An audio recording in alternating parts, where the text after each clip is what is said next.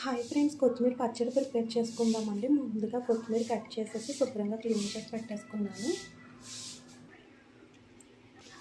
1 spoon oil వేసుకుని వెల్లుల్లి రెబ్బలు, జీలకర్ర, పచ్చిమిర్చి, కొత్తిమీర వేసేసుకుందామండి. కొత్తిమీర అంతా వేగిపోయిందండి. టమాటా వేసేసుకుందాము, తొందరగా మగ్గిపోతుంది.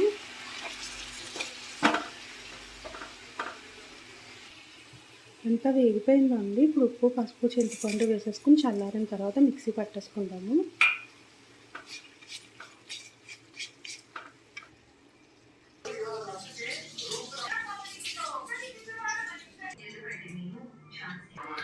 చాట్కూర వేపుడు ప్రిపేర్ చేసుకుందామండి.